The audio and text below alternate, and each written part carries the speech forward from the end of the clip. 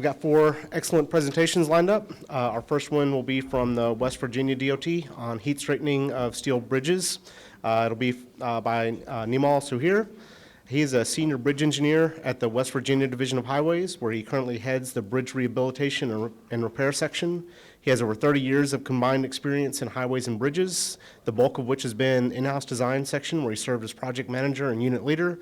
For the past 10 years, his area of concentration has primarily been in bridge rehab. He has a Master's of Science in Civil Engineering from Virginia Tech and is a registered PE in West Virginia. So help me welcome Nimal, please.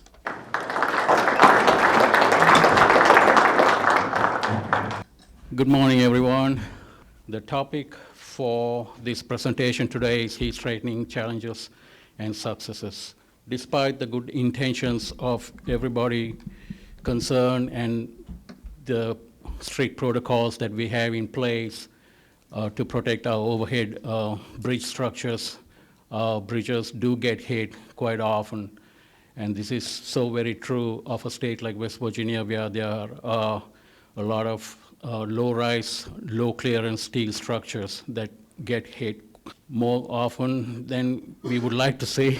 Fortunately, there is a method to fix beam damages to a point, and that's this heat straightening method. It's a pretty interesting one, but it's never a sure success with this method. There are always challenges, and it all depends on the scale and experience level of the heat straightening practitioner. I'd like to go through a little bit of the basic mechanism and theory of the heat straightening method, look through a little bit of the history of the method, two important conditions, the damage patterns and the resulting heating patterns that we use for the heat straightening method, and two other heating methods and problems associated.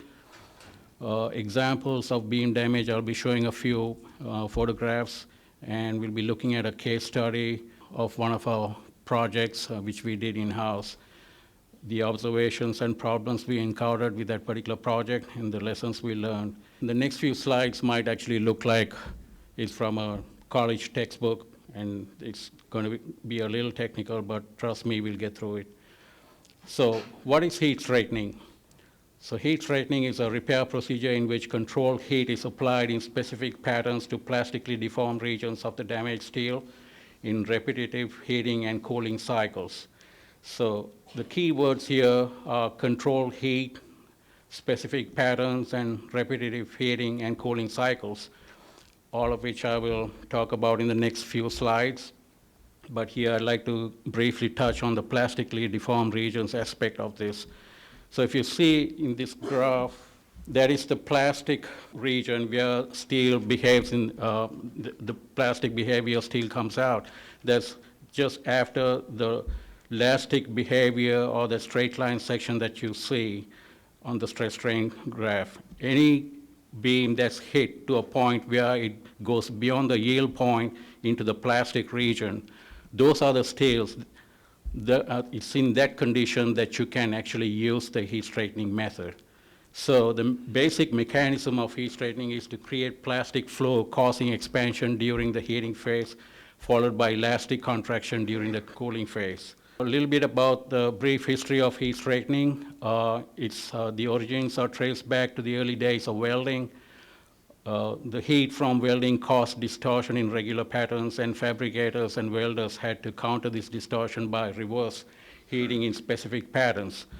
With the experienced technicians developed heat straightening kilns, but nothing was done, put in writing until a guy named Joseph Hole came on the scene in 1938, and he developed a sort of a manual that was going to be the guide for future heat straightening practitioners.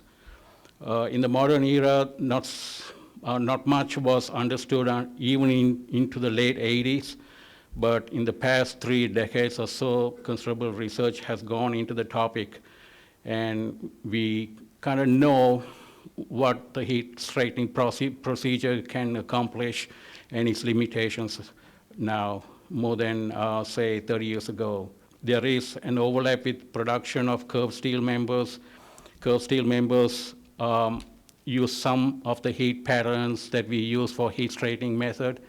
But there are differences between the fabrication of curved steel members as opposed to the heat straightening. One is that curved steel members are done in the shop on undamaged steel, and heat straightening is done out there in the field on damaged steel. There are two important conditions that must be met with the heat straightening method. The temperature should not exceed the lower limit at which molecular change occurs, and that is 1200 degrees Fahrenheit for mild steel and 1100 degrees for quenched and tempered steel. And the reason why this upper limit is imposed is that at these temperatures, the steel will exhibit molecular change or change in the molecular structure. And we don't want that to happen because that leads to a change in mechanical properties. And change in mechanical properties would mean that if that happened, then you are probably dealing with mechanical properties that were not used in the design. So we have to limit the upper temperature limit to 1200 degrees Fahrenheit for mild steel. The second condition is that the applied external force should not exceed yield stress of about 50% of the original yield stress. And the reason for that is that if you heat steel to the 1200 degree Fahrenheit upper limit, you're going to see a drop in the yield stress, and we don't want to impose any force beyond that, because then you're looking at the plastic region of steel, which we are trying to get out of. Damage patterns, beam deformations are broadly classified into four major types: damage due to strong axis bending, and damage due to weak axis bending, and damage due to torsion, and of course localized damage and bulges and dents. Vehicular collision usually results in a damage due to weak axis bending, torsion, and localized, and often it's a combination of all three. And from damage patterns, we come up with heating patterns. We have 5 different heating patterns that we employ in the heat straightening method. V heats, you apply the heat in a V shape using an oxy-fuel torch. So you would actually start at the apex of the triangle that you see and slowly work your way down to the base of the triangle. It's useful for deformations due to strong and weak axis bending and torsion. And then we also use edge heats. That's the second pattern, which is actually a line near the edge of the member, like say the tip of the flanges.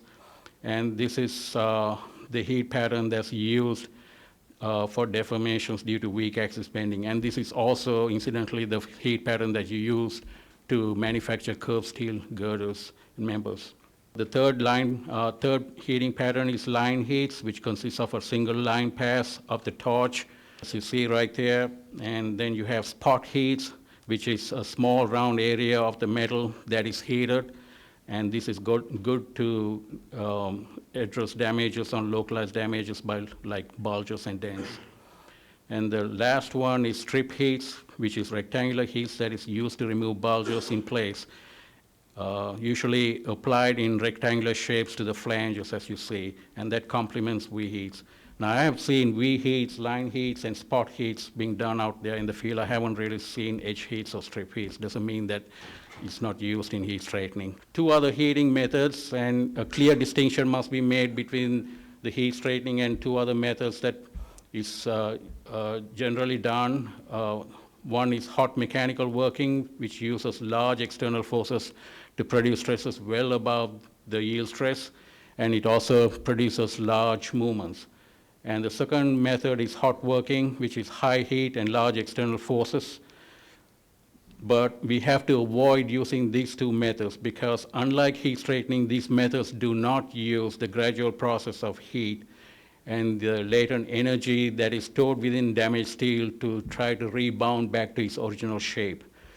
So applying several cycles of heating and cooling is associated with heat straightening, and controlled application of force is also associated with heat straightening, but not these 2 other methods. So the problems associated with these 2 other methods are fracture during straightening. When you heat steel, it's going to get brittle, and then when you apply large forces, it's going to fracture. High heat, severe changes in molecular structure also happens, which leads to changes in mechanical properties which we don't want happen. And then we also see buckles, wrinkles, crimps, and other distortions that happen due to excessive heat and excessive force. Here are some examples of beam damages due to impact. Here's an oversized load that has crashed right through that beam and tore it to pieces. Oversized loads are permit loads, and they have to go through a very stringent permitting process. And you would think that stuff like this won't happen, but it does happen. But having said that, what would you do as an engineer to repair this damage? I don't think heat straightening would be the solution for this. You would have to either replace the beam or replace a section of the beam. Construction equipment that's trucked on those roads is a common sight, and here's a backhoe that's left on the trailer that was a little too tall for the doorway. Having said that, you can see there's not much of a damage on that beam, and this might be a good candidate for heat straightening. How about this one? Here is a guy who's hell-bent on smacking every one of those lower laterals on his way to escape. You can see there are several of those members that are damaged now. And as a heat straightening practitioner or as an engineer, what would you do in this situation? It might actually be cheaper to replace those damaged members rather than try to heat straighten all of them. And I also see that some of the gusset plates are ruptured. I put this picture in there. This is a prestressed concrete beam just to let you know that there's no heat straightening method or any of those things for a prestressed concrete beam, and especially one that's badly damaged like this one with the prestressing strands just ruptured and hanging loose like that. You'd have to replace that beam and reconstruct the associated section of the deck to that beam. This was one of my first projects in heat straightening. Marlin Park Bridge on I-79, Star City exit, pretty close to the Pennsylvania state line. As you can see, that red spot right there in our state map. As you can see, this was hit by either a dump truck or a garbage truck. I'm not sure which one it was, but see the damage that you observe on that web. It's been whacked out of normal by about 60 degrees. And it's got a pin joint, you can't really see it. Even a beam that's badly damaged at this one can be heat straightened. I didn't want to believe that, and I called a few contractors, and they said, oh yeah, sure, you can do this, no problem, you can heat straighten. But in the end, when we developed heat straightening plans and put this out to contract, only one of those contractors actually bid on the job. How do you explain that? We come to the case study that I want to talk about. This is the 2nd Street ramp over US 50 in Clarksburg, Harrison County in north central West Virginia, as you can see in that map, that red spot right there. This is two-way ramp. It's got an entrance ramp and an exit ramp that leads onto the westbound of US Route 50, which goes from Clarksburg in the east to Parkersburg in the west. You can see the beam impact location on that exterior beam. It was just above the slow lane, maybe closer to the shoulder rather than the middle of the lane. And this is a photograph of that beam damage of that exterior beam. It's a damaged built-up steel section. 20 feet beam section was bent inwards, and the largest deformation measured where you see was the impact location where it's painted O. The largest deformation was 1 5/8 of an inch. Because of that impact, the interior diaphragm was damaged, and also the connection plate to the bottom angle of that interior diaphragm, as you can see. I thought of putting some planches that we developed in this presentation. You can see the hashed area, and that's the area to be heat straightened. That was about 20 feet long. And the damage profile that appears under that, and also the damaged cross-section of the beam, the typical section before the impact and the typical section after the impact. And that's pretty usual to see a typical section like that with the web deflecting on one side and the flange at an angle. On the right, you see some pictures of the damaged girder and the hashed area that was to be heat straightened. Here's another beam repair detail. Due to the impact, several of the rivets were broken, and we replaced those rivets with 7/8-inch diameter high-strength bolts.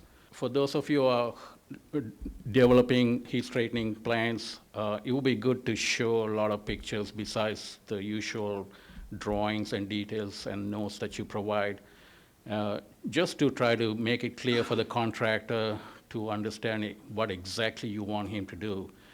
And use call-outs for repair types and give a brief description of the repair types and what you expect the contractor to do. Here is a diaphragm repair detail. Right down there is the connection plate that was rendered useless by that impact. It has just ripped right through those holes, so we couldn't use that connection plate.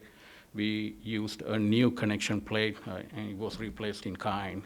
The dimensions and everything were the same. We come to a very important document here, the special provision that applies to the heat straightening project.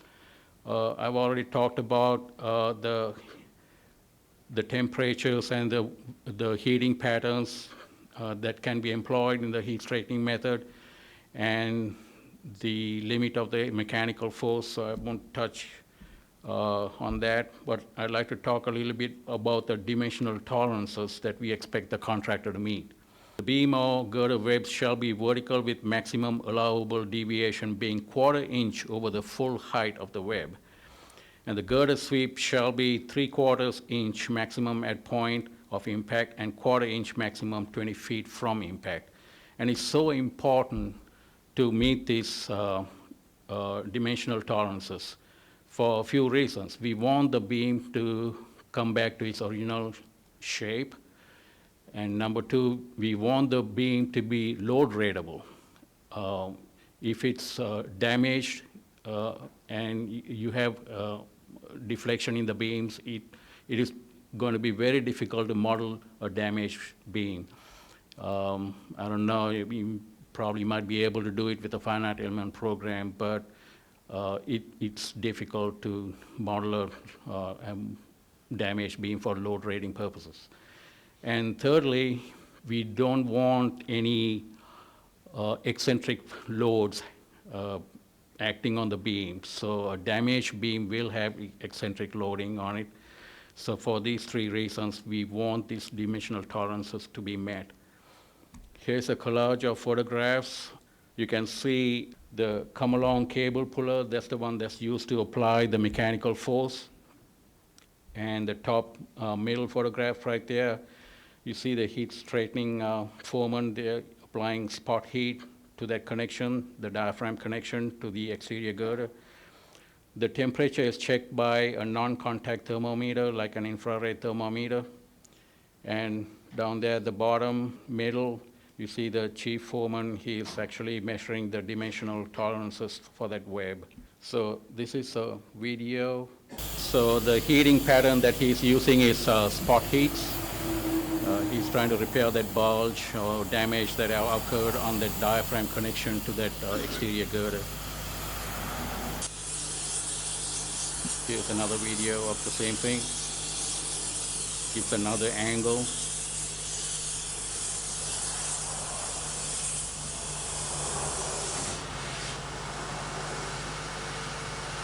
Okay, all said and done, this was the finished product.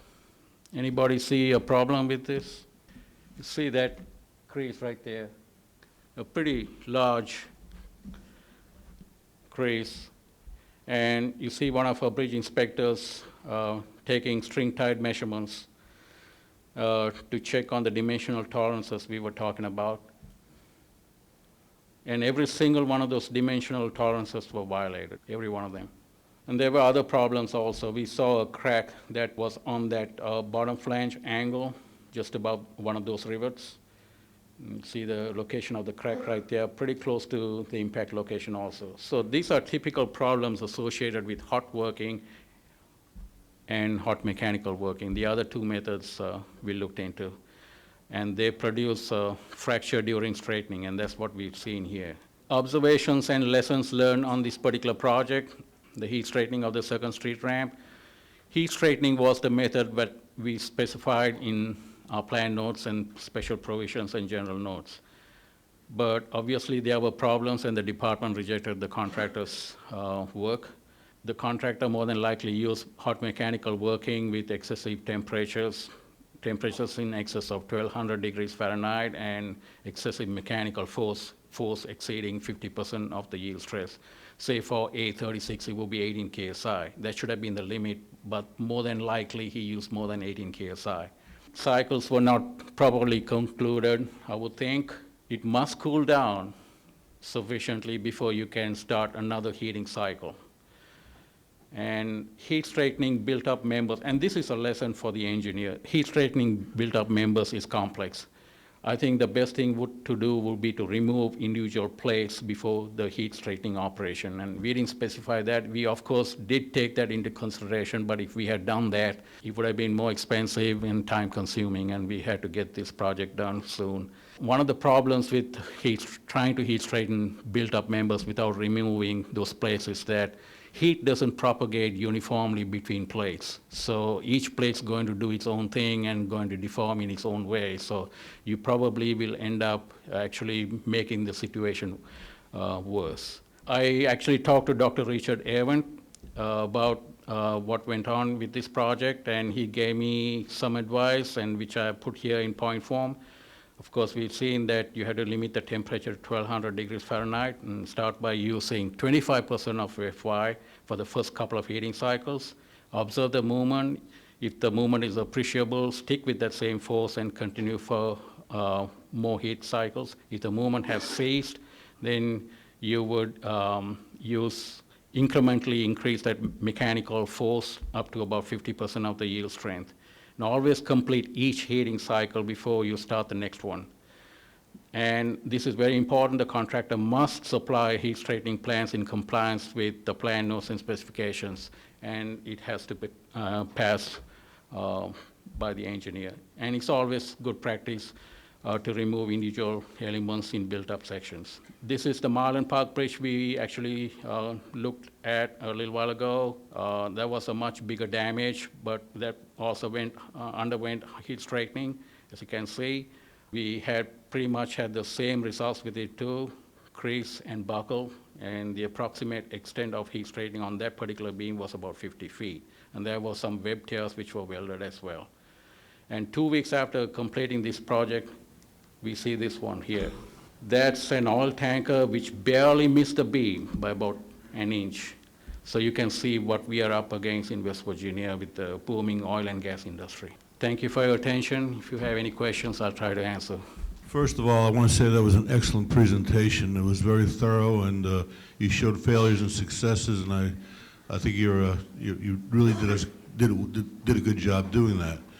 My question is, in order to basically not to make sure that your elastic plastic curve basically is not affected, and you follow all of these the guidelines, and the 50% of yield, keeping the temperatures under control, incrementally doing it, all that good stuff, you can get good results. The problem is you really need to have someone, if you really want to make sure it's done properly, and it's difficult. You're going to have to get an engineer, a metallurgist, somebody very versed in metallurgy to really go out there and see what's going on and oversee it. And that's not easy. Is that part of the problem, the way you see it? Or basically, otherwise, you're doing what you're doing at the end. You're going in and you're looking for signs that it wasn't done properly. That is definitely part of the problem. That's why we have bridge inspectors, construction inspectors out there in the site who actually do that sort of thing. Of course, it's impossible for engineers to be traveling every single day to the project site and check on the measurements taken and temperature measurements and all that. But we have a few construction supervisors out there on the site every single day monitoring the temperature and the force. Whether that was done properly, I don't have a record, and I don't request for one, and they don't send anything to me either. But we trust that the construction supervisors would actually do their job in checking those temperatures and forces. That's so important. That's a very good question. Actually, that is a part of the problem. We have to work to address that problem. After the repair is complete, would that beam be back to its original strength, or would you always consider it to be weak in some, or would it just return? We think that it will be close to original strength. We cannot be really sure about that. We can't take the beam apart and do a full-scale lab testing or anything like that. But this was a problem with the Marlin Park Bridge, the second bridge heat straightening that I showed you. We simply couldn't model that beam for load rating. So we had to hire a consultant to do the load rating and spend extra money to do that. And he came back and said that it will serve the purpose of the modern highway loading and that it was sufficient. So based on that, we went ahead and opened all lanes to traffic. I would suspect that it wouldn't be actually reaching that original, original beam capacity, but it will be pretty close. Excellent. The preceding was produced by the National Center for Pavement Preservation. More information can be found on the web at pavementpreservation.org. Additional support provided by Michigan State University.